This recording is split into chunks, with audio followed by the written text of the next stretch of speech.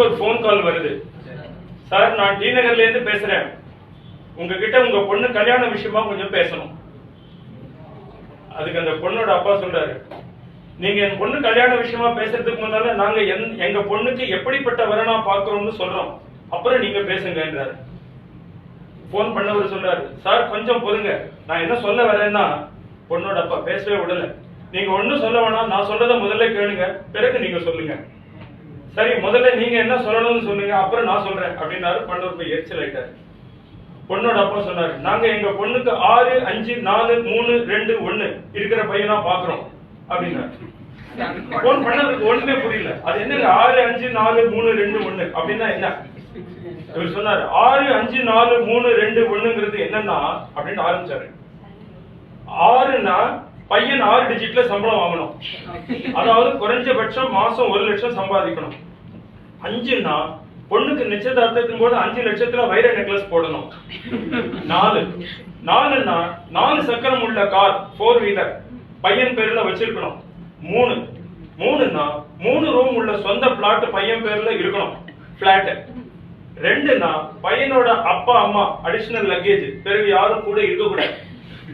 1னா கல்யாணத்துக்கு பிறகு என் பொண்ணு ஒரு குழந்தைதான் பெத்துப்பா, அதுவும் அவ விருப்பப்படும் போதுதான். அப்புறம் எங்களுக்கு எப்படி பையனை பிடிச்சதுன்னா, நீங்க பையனோட சேலரி சர்டிபிகேட் கொடுக்கணும், வைர நெக்லஸ் போடுறதுக்கு தகுதி இருக்கான்னு தெரிஞ்சுக்கிறதுக்கு டாக்குமெண்டரி ப்ரூஃப், பையனோட பேங்க் ஸ்டேட்மெண்ட் வேணும், பையன் பேர்ல இருக்கிற காரோட ஆர்சி சர்டிபிகேட், பிளாட்டோட ப்ராப்பர்ட்டி டாக்குமெண்ட்ஸ் காப்பி வேணும்.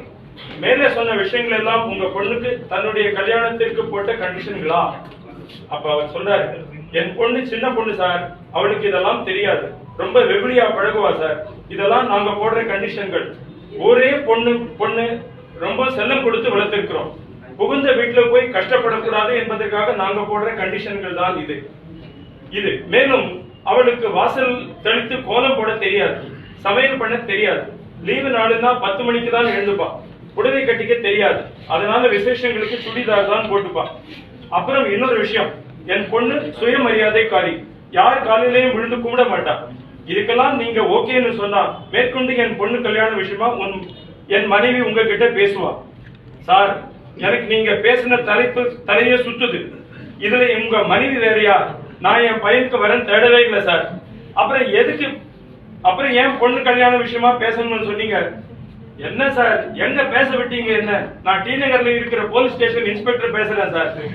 உங்க பொண்ணு இன்னைக்கு உங்க தெருவில் இருக்கிற மெக்கானிக் ஷாப் பக்கத்துல இருக்கிற ஒரு பையனை காதலிச்சு இருக்கிற கோயில்ல கல்யாணம் பண்ணிட்டு ஸ்டேஷனுக்கு வந்திருக்கிறான். நீங்க இந்த கல்யாணத்துக்கு ஒத்துக்க மாட்டீங்க. மேலும் நீங்க உங்க ஊர் ஜனத்தை கொண்டு கல்யாணம் பண்ணினா இவங்களை பிரிச்சுடுவீங்களா?